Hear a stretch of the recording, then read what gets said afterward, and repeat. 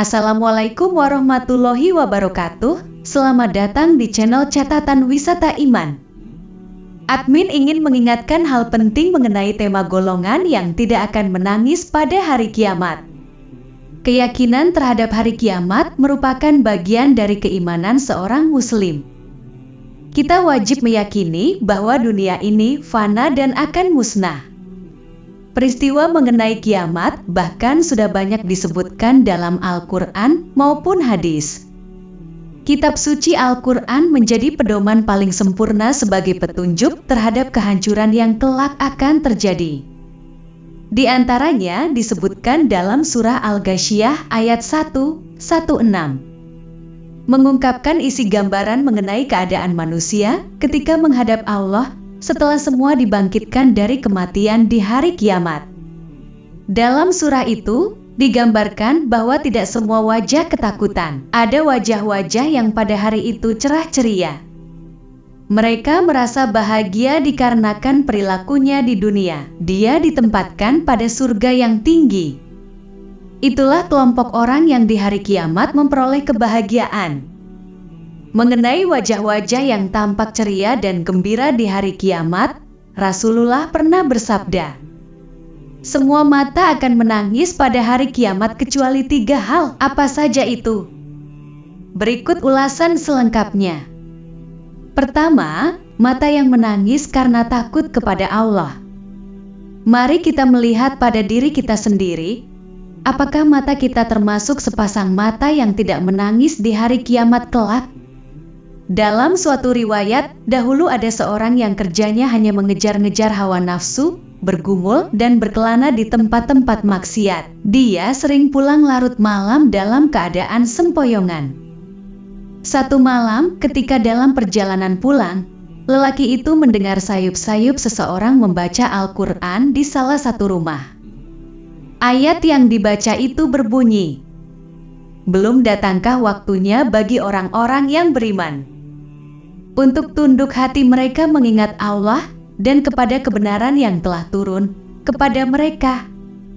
Dan janganlah mereka seperti orang-orang yang sebelumnya telah diturunkan Alkitab kepadanya, kemudian berlalulah masa yang panjang atas mereka. Lalu hati mereka menjadi keras, dan kebanyakan di antara mereka adalah orang yang fasik." Quran Surat 57:16.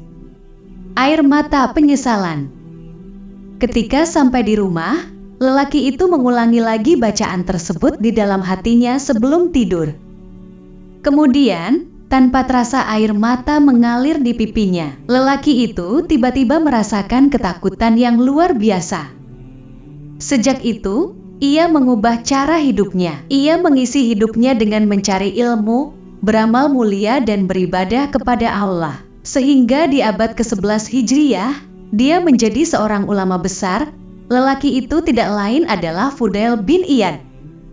Orang ini kembali ke jalan yang benar karena mencucurkan air mata penyesalan atas kesalahannya di masa lampau lantaran takut kepada Allah Subhanahu wa Ta'ala. Berbahagialah orang-orang yang pernah bersalah dalam hidupnya kemudian menyesali kesalahannya dengan cara membasahi matanya dengan air mata penyesalan. Mata seperti ini insya Allah termasuk mata yang tidak menangis di hari kiamat. Kedua, mata yang dipalingkan dari hal-hal yang dilarang oleh Allah. Rasulullah pernah bercerita tentang orang-orang yang akan dilindungi di hari kiamat ketika orang-orang lain tidak mendapatkan perlindungan. Dari ketujuh golongan itu, salah satu di antaranya adalah seseorang yang diajak melakukan maksiat oleh perempuan.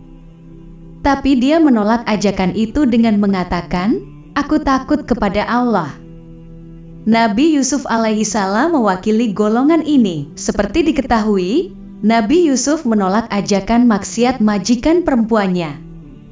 Mata Nabi Yusuf termasuk mata yang tidak akan menangis di hari kiamat, lantaran matanya dipalingkan dari apa-apa yang diharamkan oleh Allah.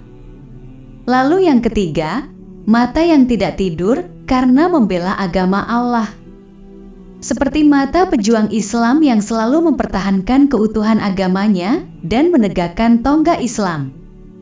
Kemungkinan golongan yang ketiga ini cukup banyak contohnya, apalagi di zaman Rasulullah.